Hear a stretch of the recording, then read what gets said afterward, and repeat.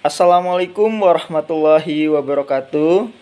Baik, pada tahap koneksi antar materi, topik ketiga, perancangan dan pengembangan kurikulum, setelah melewati berbagai proses, saya mendapatkan ilmu materi tentang 6 aspek pemahaman dalam UBD. Tentu ilmu materi ini saya peroleh dari buku modul ajar, kemudian dari jurnal, lalu dari teman rekan sejawat yang presentasi, melalui ruang kolaborasi, kemudian dari dosen, Ibu Eka Sofia Agustina MPD, lalu dari instruktur, Ibu Dr. Melianti, serta dari pengalaman PPL yang masih saya tempuh saat ini. Oleh karena itu, pada tahap ini saya membuatkan peta konsep mengenai materi tentang 6 aspek pemahaman dalam UBD dan implementasinya atau contoh dalam pembelajaran bahasa Indonesia, khususnya teks resensi pada jenjang kelas 11. Hal ini karena saat ini saya sedang mengajarkan dalam asistensi mengajar di PPL di SMA YP Unila tentang teks resensi di kelas penanggung jawab saya, yaitu kelas 11-4. Baik, pada bagian pertama tentu kita masuk ke pemahaman dalam UBD, lalu kita konsepkan dengan 6 cabang. Yang pertama mampu menjelaskan, yang kedua mampu menafsirkan, yang ketiga mampu menerapkan, yang keempat mampu atau memiliki perspektif, yang kelima mampu berempati, dan yang terakhir memiliki pengetahuan diri. Pada sub kedua, yakni mampu menafsirkan, maka peserta didik mampu menafsirkan melalui cerita-cerita yang bermakna. Yang kedua, siswa dapat menerjemahkan dengan tepat. Yang ketiga, peserta didik mampu memberikan dimensi historis atau secara sederhananya pengalaman pribadi.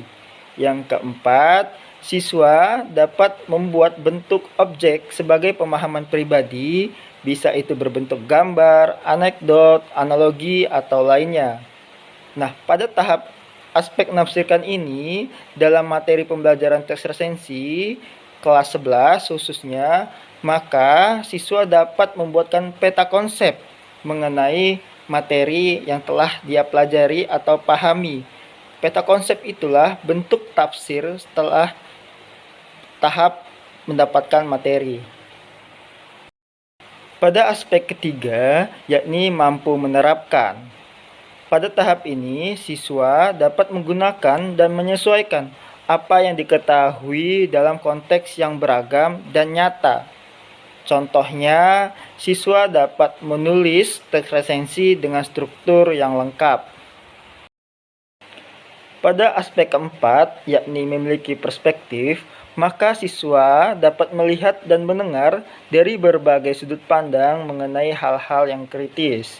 Yang kedua, siswa dapat melihat gambaran secara umumnya. Maka, contohnya untuk tahap memiliki perspektif, siswa dapat membedakan karya teks resensi dan karya teks lainnya. Pada aspek kelima, yakni mampu berempati.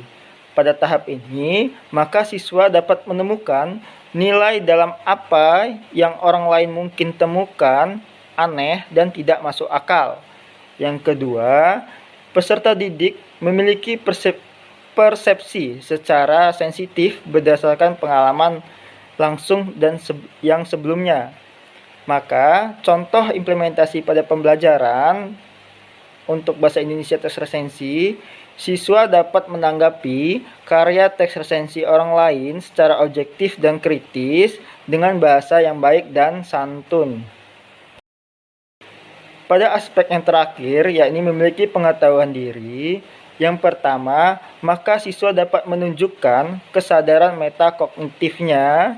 Yang kedua, siswa dapat memahami gaya pribadi, prasangka, proyeksi, dan kebiasaan pikiran yang membentuk dan menghambat pemahaman dirinya sendiri. Yang ketiga, siswa menyadari apa yang dia tidak mengerti. Yang terakhir, siswa dapat merenungkan arti pembelajaran dan pengalaman yang telah dia peroleh. Maka, contohnya adalah siswa sudah dapat melakukan reflektif dirinya sendiri terkait kompetensi yang telah dia peroleh selama pembelajaran teks resensi, sehingga mana yang belum paham dan mana yang sudah mengerti atau mencapai pada konteks tujuan pembelajaran. Demikian peta konsep materi yang telah saya buat tentang 6 aspek pemahaman dalam UBD lengkap dengan implementasi dalam pembelajaran bahasa Indonesia, khususnya teks resensi jenjang kelas 11. Oleh karena itu, saya Alfani Pratama, mohon maaf apabila ada kekeliruan ataupun salah kata dalam menyampaikan. Saya akhiri, wabillahi taufiq wal hidayah. Wassalamualaikum warahmatullahi wabarakatuh.